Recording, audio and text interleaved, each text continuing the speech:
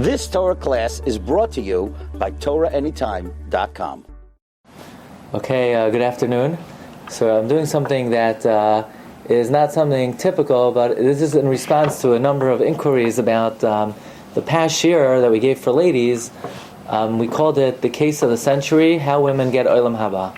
And it was based on the Gemara. The Gemara Bracha says, Nashim b'mai zachyan, how are women zoicha?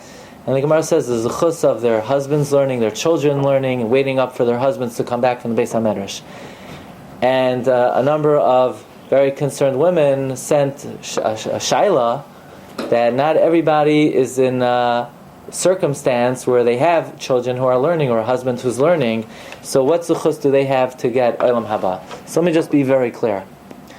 The Gemara says, Nashim b'mai zachyan, women, how are they zoicha? And we explain that to mean, how are they zoicha to get Olam Haba'ah? Now the first thing you have to know is every single mitzvah that any Jew does, they get Olam Haba'ah. Whatever mitzvah you do, whether it's chesed, whether it's tefillah, whether it's hadlakas neros and so forth, every mitzvah is valuable, every mitzvah is rewarded. But nevertheless, when the Gemara asks Nashim b'mai zachyan, that means the Gemara is saying there is a certain very important element of eternity that one cannot acquire without the merit of learning. Doesn't mean you don't get any Olam Haba'ah chas v'sham. Certainly you get Olam Haba'ah for every mitzvah. But when the Gemara says Nashim b'mai zachyan, that means there is a great level of eternity that you need learning to get. Chafetz Chaim says to get Tchias HaMeisim, you have to have the zechus of Talmud Torah. Others explain even to get the actual Olam Haba'ah, you need the zechus of learning. And therefore many are concerned, well, not everybody is so fortunate to have a husband, to have children. How does one then get this great Olam Haba'ah without being able to tap into the zechus of learning Torah? And yes, we did mention that it is very important for women to learn. And it is very important for women to know the halachos and to fill their minds with the right attitudes. But now we're specifically talking about the obligation of Talmud Torah, which rests on the man. How could a woman tap into that? So we're going to explain two very important ways. Number one, and that is, there's always an important rule, that when a person supports Torah, then they get the zechus of learning. So if a woman has extra meiser money or tzedakah money, she should know where it's important to send the money. And there are many, many, many causes, and they're all important, but the most important cause is Talmud Torah. A woman should try, if she's able to give to yeshivas, to give to Talmidei Chachamim, and the support that she offers to Talmud Torah accrues to her merit forever and ever and ever, and she will gain a tremendous share in Olam Haba'ah, mitoich all the great tzaddikim.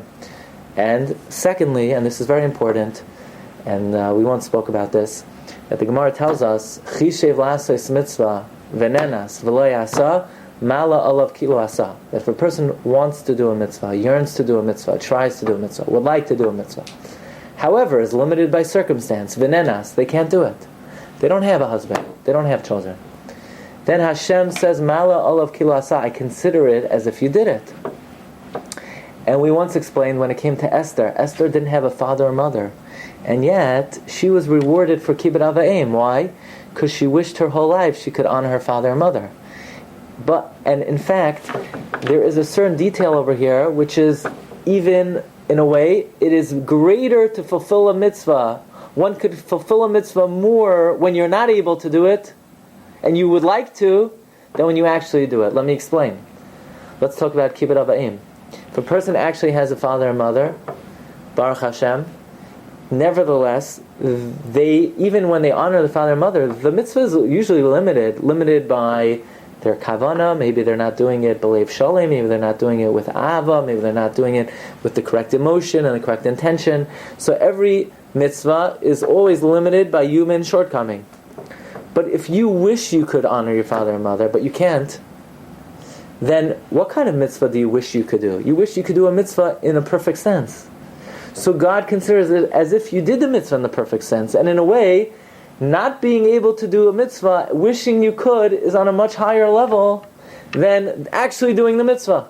Because when you do it, it's limited by human shortcoming. But when you wish you could do it, you wish you could have done it in a perfect sense. Same thing when it comes to Talmud Torah. If a person is fortunate that their husband is learning and their children are learning and they're encouraging in that, then ma'atoyu You're very fortunate that you have an active share in the greatest mitzvah of Talmud Torah.